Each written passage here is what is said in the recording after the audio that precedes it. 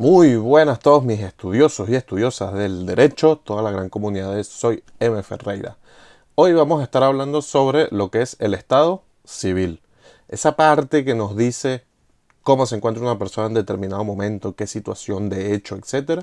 Así que te voy a estar comentando de dónde viene todo lo que es el estado civil y cuáles son esa gran cantidad de estados civiles que existen hoy en día y que pueden concurrir unos con los otros. Puedes tener muchos estados civiles al mismo tiempo y esto no quiere decir que uno te impida el otro. Así que si quieres saber cuáles son, que son varios, quédate hasta el final del video para que te sepas todo el video completo. Así que quédate.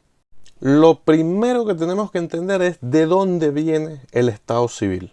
Y este estado civil, pues obviamente se origina en Roma a través del concepto del status familiae. Recordemos que antes en la sociedad romana existían las personas alieni juris y sui juris. Las personas o familias alieni juris eran las que estaban bajo la potestad ajena de otra persona.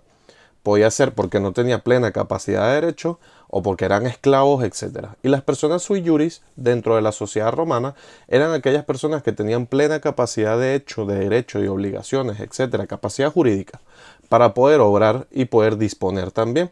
Esto a principios de la época romana iba a variar por la nacionalidad, por el tipo de familia, pero estas barreras después se irían rompiendo con el tiempo, reconociéndole los mismos derechos a las personas extranjeras, aboliendo la esclavitud, etc. Pero es importante que sepamos entonces que viene de Roma y nace del statues familiae, es decir, del estatus de familia.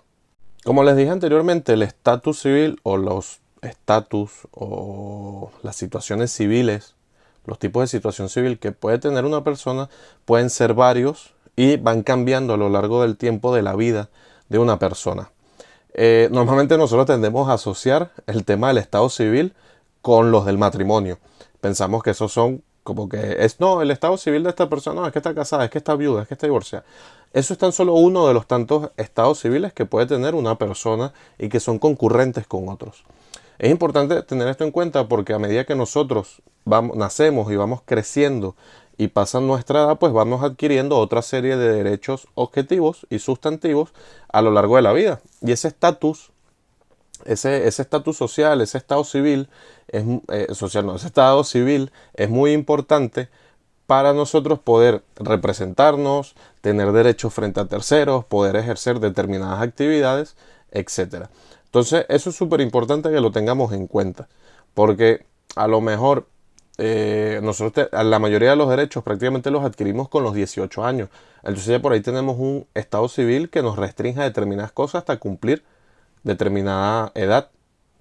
Y ese es el estado civil de la minoridad o de la mayoría de edad. Entonces ahí vamos, ya creo que me van pillando más o menos por donde voy. Entonces es súper importante. Es importante también entender que todo el tema del estado civil tiene que estar en un registro público del Estado. Todos esos datos tienen que estar registrados y tienen que ser públicos para consultas de terceros para poder ejercer distintas acciones en los casos que hayan intereses legitimados, obviamente, por actividades de demanda o reparticiones de bienes, etc. Y que estos son prácticamente es la primera prueba fehaciente de que una persona tiene ese estado porque está en el registro civil. Al estar en un registro, pues eso tiene fe pública y legitimidad ante terceros, es decir, un poder ante terceros que da esa garantía de que eso es cierto, ¿vale? Y haciendo como énfasis en esta parte del registro, me acuerdo que siempre como que los profesores tenían como un refrán que decían que registro mata notaría. ¿En qué sentido? Las notarías normalmente son para dar fe pública a los documentos, pero los registros, aparte de dar fe pública, crean efectos ante terceros. Es decir, tiene mucho más peso y es esto, para consultas de tema de legitimidad, etc. No es lo mismo que yo venda una casa y la pase por notario, el documento de compra y venta, a que yo lo pase por un registro, que en este caso va a tener que ser un registro inmobiliario. O la venta de un coche, que normalmente este tipo de papeles se hace por notaría. Todo este tipo de cosas van a tener ciertos efectos que para una cosa u otra tiene mucho más peso y más valor. Yo puedo presentar algo por notaría, pero si a lo mejor ese mismo documento está por registro, pues va a tener mucho más peso por el registro que por la notaría.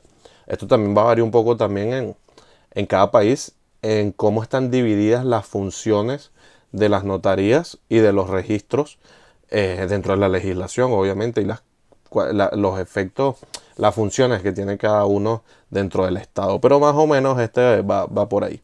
Volviendo al tema de esos datos que tenemos, hay 9 datos, algunos quizás en un país, en otro varíen, sobre todo por temas de, bueno, sobre todo por el tema a lo mejor actualmente que es el más álgido, que es el tema del sexo.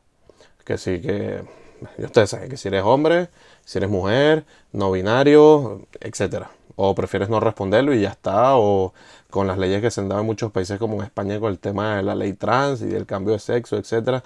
Digamos que esto ahorita el tema de los registros les ha dado una sobrecarga de trabajo para, bueno, porque se han hecho una garantía de unos derechos sociales para determinados colectivos. Entonces, dentro de estos estados civiles tenemos primero el del nacimiento. El básico es el primer estado civil que tenemos todos, que es el que nos dice que somos una persona, un ciudadano dentro de ese estado. Después tenemos el nombre y apellido. Ese es otro estado civil, que es nuestro nombre de pila. Es nuestra identificación oficial y, por ejemplo, hay países que permiten variar el nombre más adelante o no, o usar, cambiarte el apellido a determinada edad, o quitártelo y ponerte el otro, etcétera. Porque dentro de todas las formas de familias que hay, pues a lo mejor tú te quieres quitar el apellido de alguno de tus padres porque ya no lo quieres o fue una persona ausente, etcétera. Después tenemos el estado civil de la afiliación. Esto va a determinar nuestros grados de afinidad y consanguinidad con otras personas.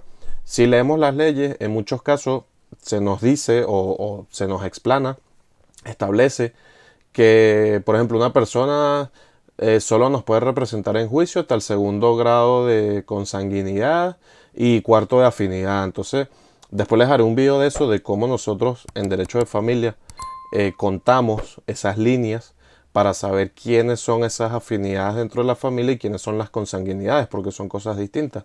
Pero eso también es importante por el tema de saber quién nos puede representar, el tema de las herencias, las partes biológicas, etcétera, dentro de los matrimonios y tal. Otro estado civil importante es el del matrimonio, como les comentaba anteriormente, que si eres casado, si eres soltero, viudo, divorciado, etcétera. Y esto va haciendo que nuestro estado civil cambie y para determinados actos eso nos va a impedir o no hacer determinadas cosas, obviamente.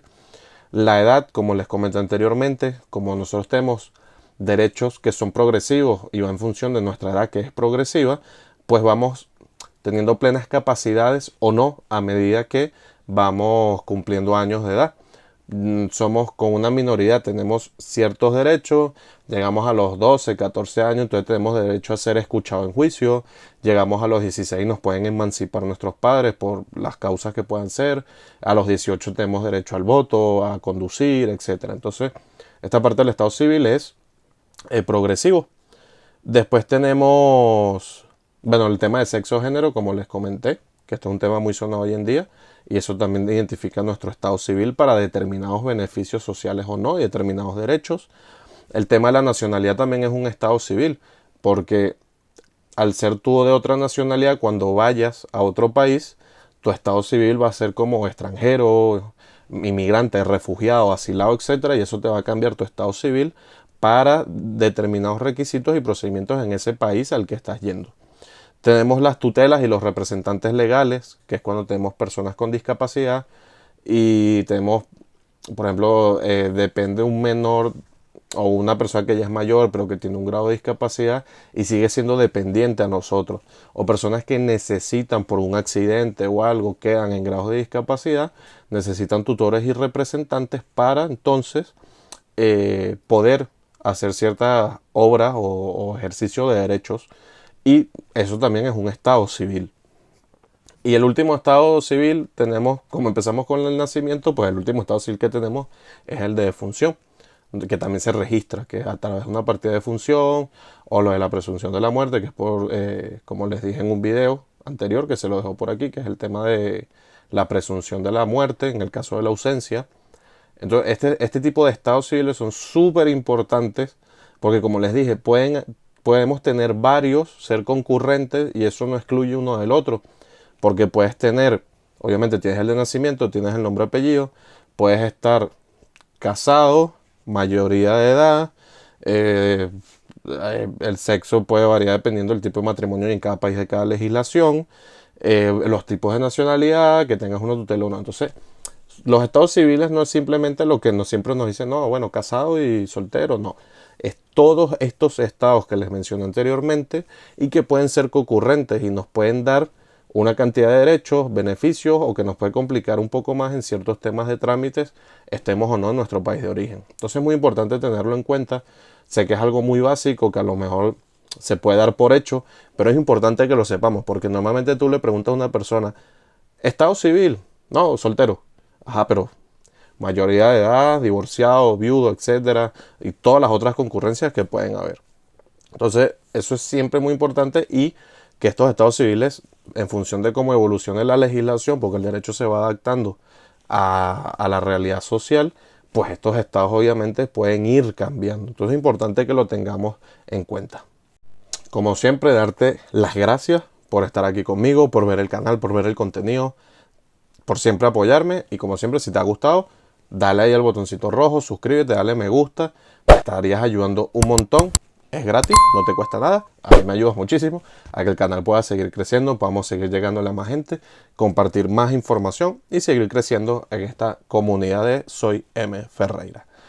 Como siempre, si tienes alguna duda, alguna sugerencia, alguna observación, déjamelo en los comentarios, algún tema en el que quieras practicar, que digas, Michael, es que necesito sobre este tema porque no lo entiendo. Pues vale, yo con mucho gusto lo leo y hacemos algún videito, así sea un short, algún video corto, pero para que tú lo puedas ver y podamos salir de esas dudas que a lo mejor pueden ser muy puntuales y que necesitas a lo mejor alguna recomendación o analizar un artículo o algo, déjamelo en los comentarios y hacemos el videito y lo publicamos. Así que como siempre, muchas gracias. Suscríbete, dale al botoncito rojo y nos vemos en el próximo video.